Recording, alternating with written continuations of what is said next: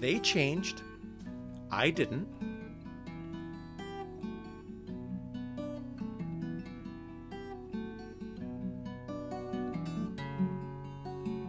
Shabbat Shalom. Welcome, Bruchim Abbaim. I'm Rabbi Paul, your virtual rabbi. You found Beit Virtuali, and let's stir up a little Torah together.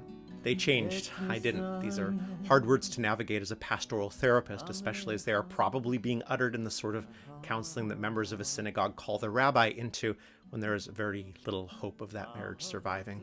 They changed. I didn't.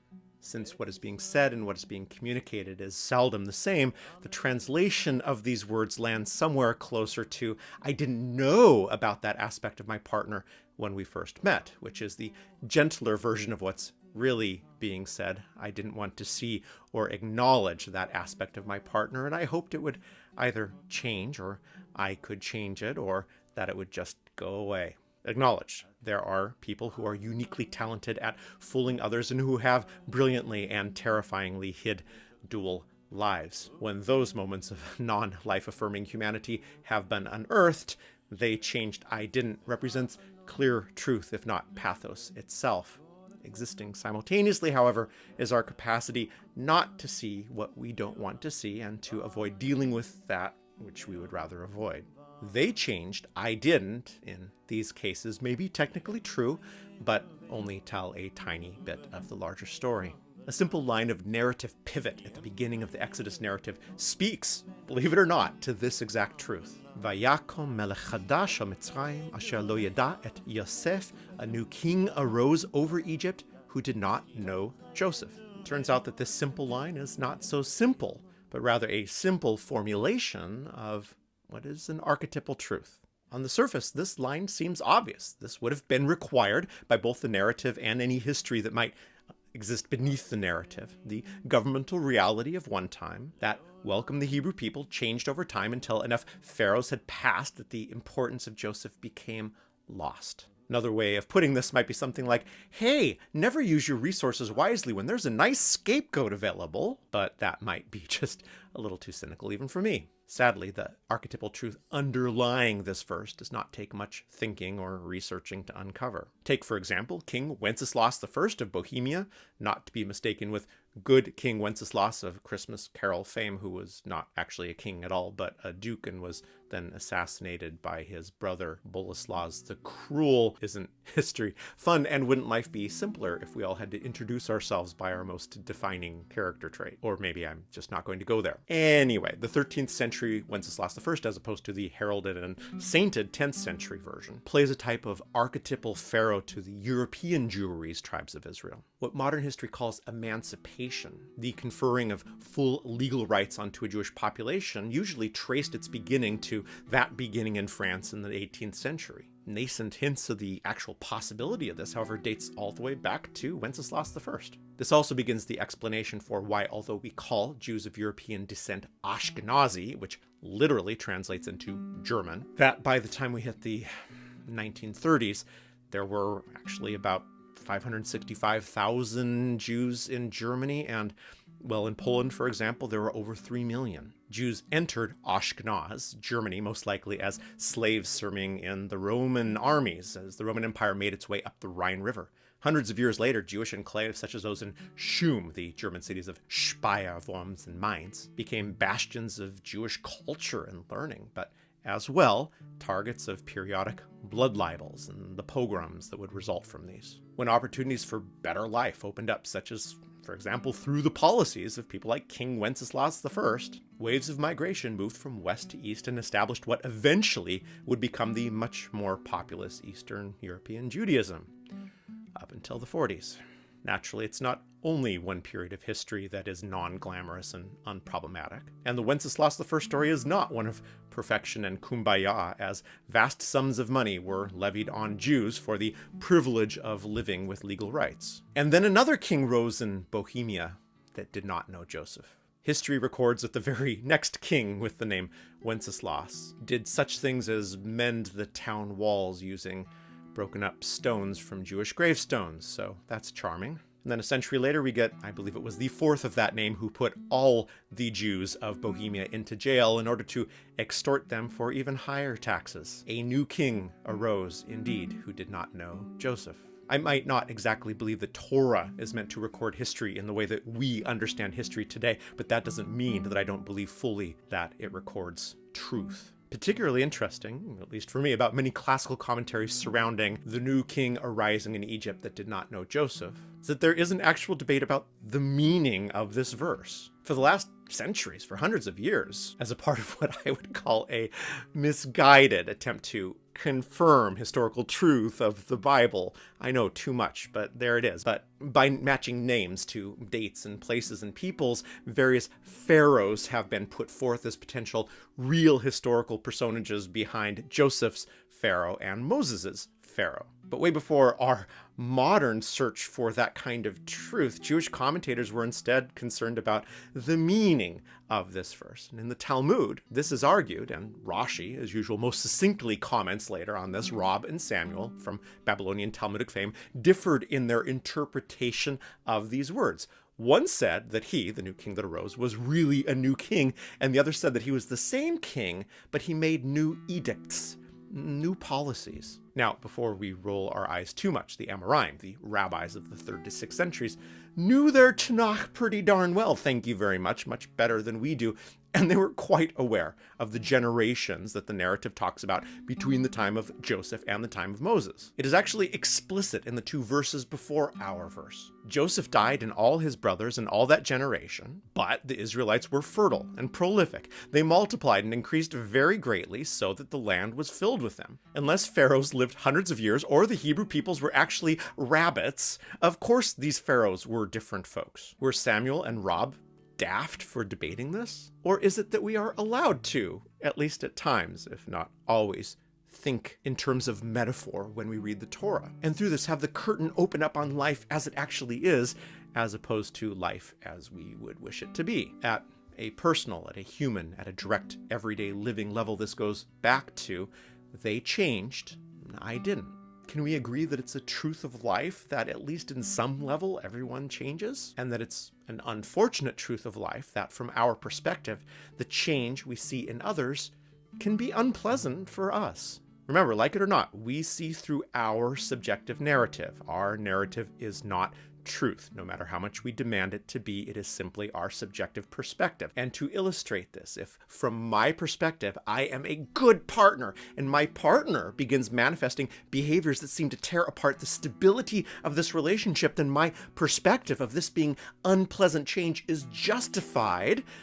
If looked at from the other perspective, however, what if that stable relationship is predicated on my partner doing exactly as I tell them?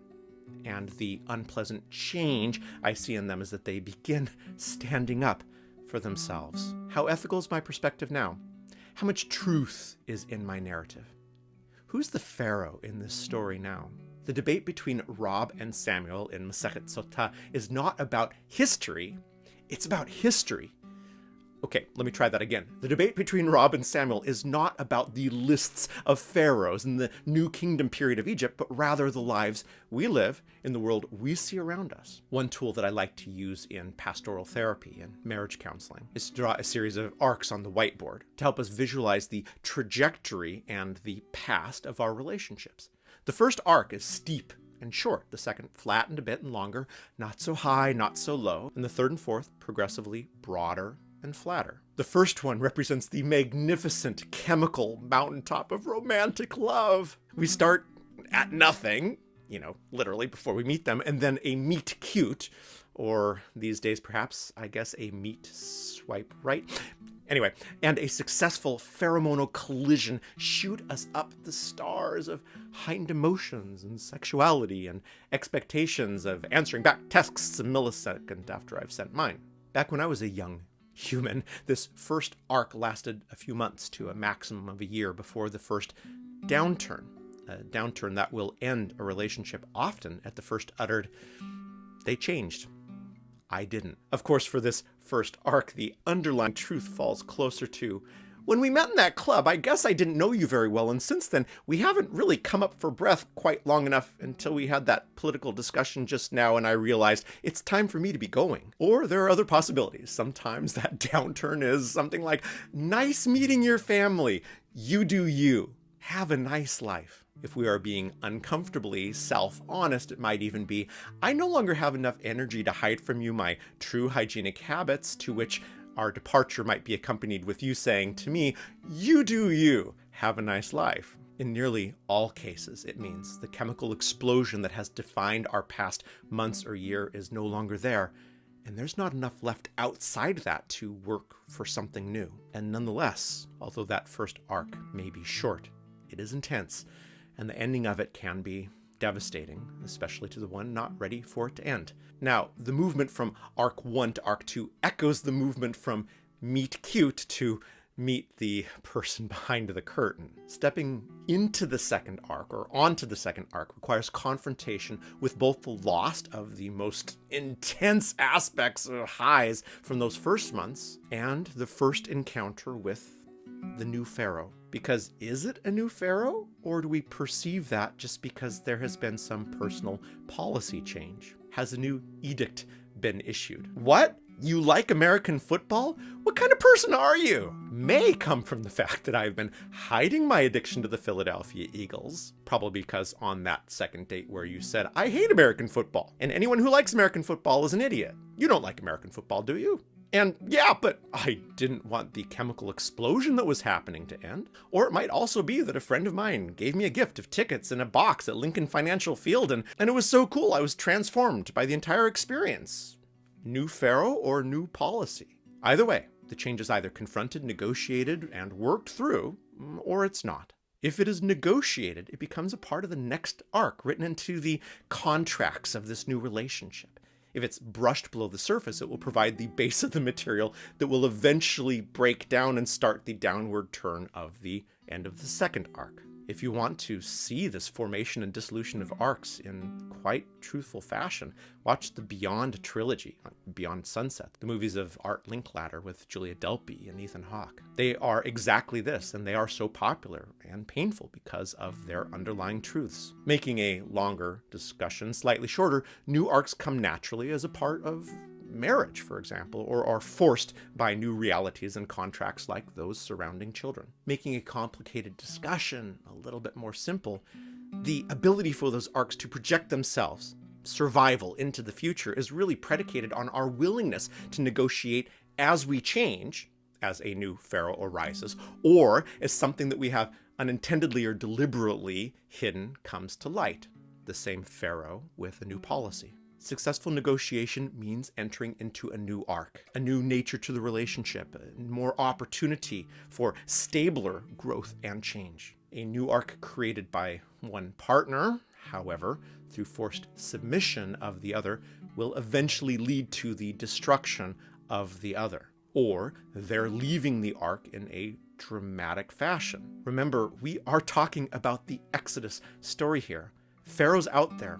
All of us would be wise to remember the plagues. If we are currently in a partnership, the questions that arise from this all, the iterative questions, are probably best asked as a couple and discussed as a couple. The obvious questions regarding what are we not admitting to ourselves and to each other that will eventually lead us to relationship catastrophe would be useful. But if we have to ask these questions at all, then we are probably already at the type of relationship catastrophe, like living on an active fault line or on an active volcano. Hey, maybe it won't blow in my lifetime. And if we're not in a partnership, this question directs itself more in honest contemplation on our part that we have played in the dissolution of our relationships. Yes, our former partners probably did some rotten things. However, for everyone that we are in recovery because of, someone is in recovery because of us. So it actually doesn't matter if we're in a partnership or if we are not in a partnership right now. The better question, regardless, is for ourselves. And in order to be effective, needs to be self and other focused. For self, I need to ask first, is there something that I am putting off disclosing, or that in relationships I continuously put off disclosing, knowing that its disclosure will affect the relationship? This is serious. It's also nearly universal. It's partially universal because we are trying to put the best version of ourselves forward when we are in that first arc. And then at some point, that thing that we have glossed over becomes a thing that we can no longer talk about because that time seems to have passed and now it's gotten scary, which is the point. We don't address it because of fear of what there is to lose, the price that there is to pay. And sometimes the only way that it's possible to move forward is remembering that as a universal truth, our partner also has glossed over some of the things that they were not willing to say as they were putting forward their best selves as well. That doesn't mean we step into the conversation saying, well, I know you do it too. We can never force anyone else to admit something. All we can do is be the most elevated versions of ourselves, and that means disclosure. But this is the point where we usually shut down because there is simply too much to lose, or at least that's what we perceive.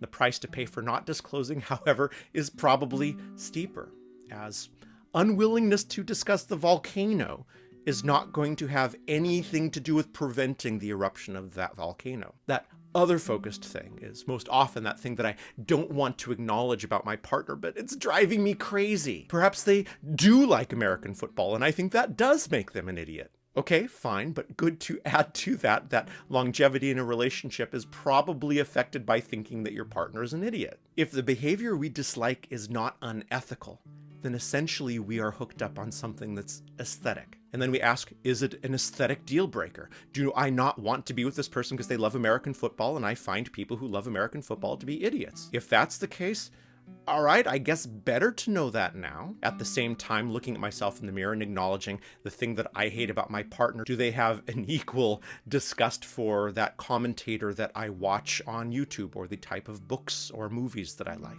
If we are breaking up constantly due to these aesthetic issues and only the aesthetic issues, then we've become an episode of Seinfeld, like every episode of Seinfeld. If I am biting my tongue and not discussing something because it's about violence or abuse, then this is a different discussion. It's not what this video is about. The arc needs to end and stop. And if you yourself are the abuser, you are probably not listening to the words of this video anyway, because it's always someone else's fault. And yes, I'm talking about both physical and mental abuse. But stepping back from that precipice, if it's how they chew their food, then that's probably part of Pharaoh's core being. And the work then that we need to do is on ourselves. Pharaoh didn't just suddenly start smacking their lips after a sip of Chardonnay. Pharaoh's been drinking that way since day one. It's just that day one was on our first date, and I wasn't so concerned about that habit that today makes me want to scream. If Exodus is the dominant metaphor for what it means to be a Jew, and quite frankly is archetypal of what it means to be a human,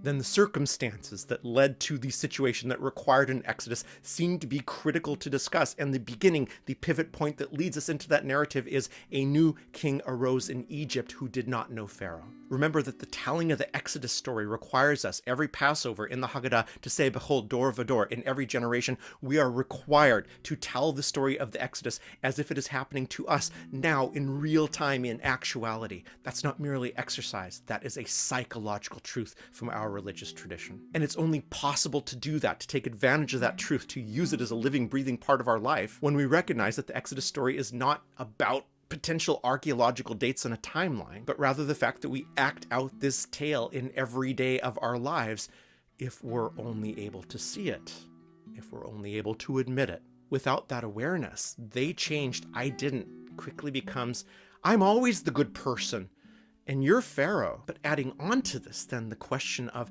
is this something new or something we refuse to see or acknowledge in the other or ourselves? We finally arrive at the transformative question of, when am I Pharaoh in this narrative, and yet continue blaming you?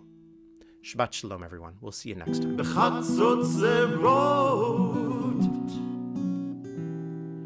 וקול שופר הריעו לפני המלך אדוני